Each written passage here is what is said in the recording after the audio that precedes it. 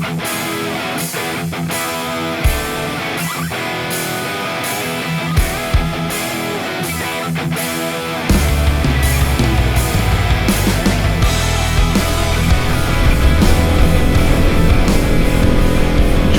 21st. And this is the first time this thing has seen pavement this year.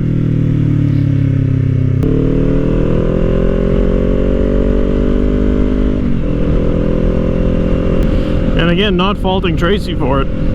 We've got perfectly good reasons to not be putting on the miles we usually do, but I should have made a little bit more time to get this thing out. If I'm gonna pay the damn near 50 bucks a year to register it, I might as well get it out a little bit earlier and get some use out of it. I picked this old jacket because I thought it would flow a little bit more air, but I don't know if I made the right choice. But then again, it could just be the fact that it's about 32 degrees right now. I don't own a 100% perforated summer jacket anymore. I should, though. Maybe sell off one of the ones I don't use anymore. Pick one of those up. There's not a lot of days in the run of a summer where it's really necessary, but man, it would be nice on some of them. So I guess the last time this thing would have seen the road would have been on that ride through the Fundy Trail in the fall, back in October. That's what, like 9 months ago? Holy shit. Like I said, it's not getting the use out of it that I'd like to see, but still no intentions of getting rid of it. The day will come where it'll get used again, at least more regularly.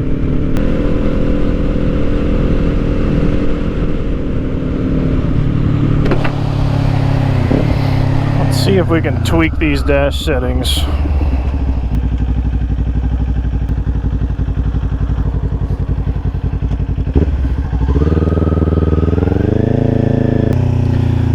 There, set it into some more familiar units.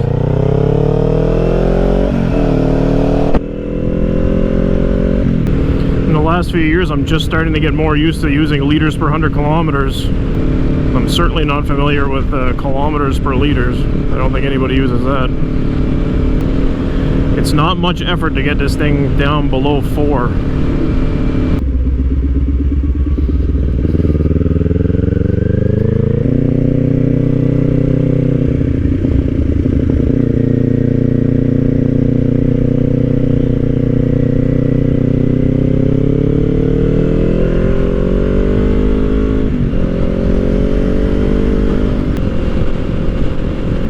Wow, I guess BMW didn't just use those really stupid colors on the S1000. Not that fuel mileage is very important to me on a motorcycle, but I just got a interest in it recently after, you know, doing 800 kilometers on the dirt bike, a lot of it in the woods, and worrying about how much fuel I have and everything.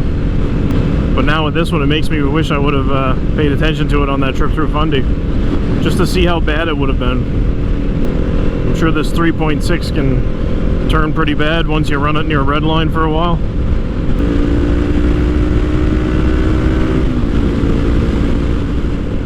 As long as you keep moving, it's not so bad. I wouldn't want to just stand around for a few minutes though, because even just slowing down like to make this turn, you feel it.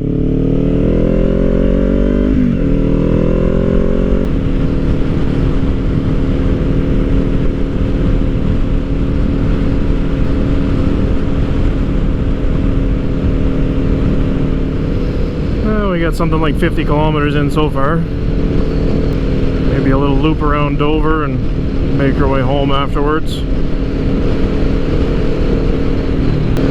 Well, one thing I did manage to get off my butt and do recently was the fork seal in the Nighthawk. When I rebuilt everything, I tore the suspension down and looked everything over, and it seemed to be okay. For some crazy reason, the fork seals weren't leaking at the time. The original ones that sat in storage along with the bike for 16 years and were probably, you know, over 20 years old. Anyway, they weren't leaking.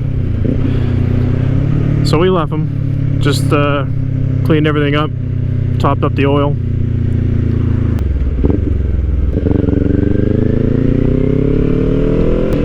then the next year, I think we had well over 1,000 kilometers on it at that point, but one of them started to leak, so I had to go back in and replace that. And at the time I was wondering, you know, I'm in here, should I just change both of them? But I said screw it. I left that one fork still mounted up to the bike. The budget for this bike had ballooned a bit, having to do a lot more work with it than I expected, so I said we're not going to change any parts that are still good. I just left it go. Finished out last summer. And when I went to take it out of the storage this year, I noticed the fork was leaking. So I kind of tried to ride it as little as possible, which is not hard the way things have been going. But finally the other day I stripped it down and changed the seal out. I also went through Honda's track system, which is like the anti-dive setup, just to make sure everything was there and looked good. And while I had it apart, I got looking at the fork springs again and thinking about how just how strange that bike is, where it's kind of harsh over small bumps, and then if you hit anything even remotely considered a big bump, you can bottom it out easily. So I've been reading on Nighthawk groups about people having pretty good luck with progressive fork springs. I guess progressive fork springs from the brand Progressive Suspension. Checked it out, and with tax and shipping and everything, I can get them at my door for under 200 bucks. So I said screw it, why not? Let's try it. I mean, if we can get lucky and make that bike ride better, I would have no problem spending a lot more time on it. Maybe take it on some longer rides. It seems to be proving itself to be pretty reliable, so after I got it up and running, that's kind of how I wanted to handle it anyway, was, you know, little things here and there. Maybe once a year throw a couple $100 at it, improve something, replace something. If I really had some time and motivation on my hands, I'd do something about the paint job, but I'm sure that's going to wait for a little while longer again.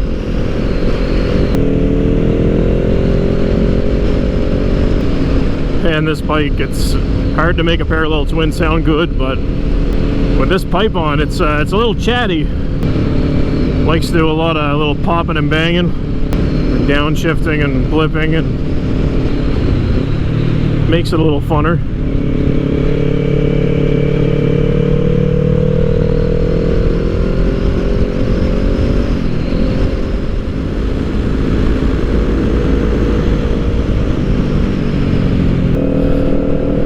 It's hot like this, you can just see it in the air. See the humidity.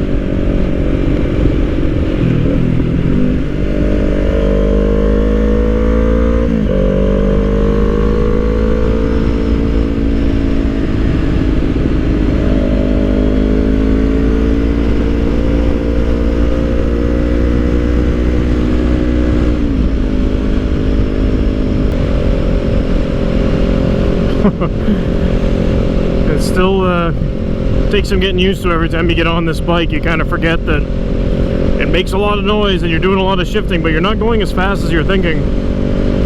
It's still really fun though. But anyway, that's enough of that.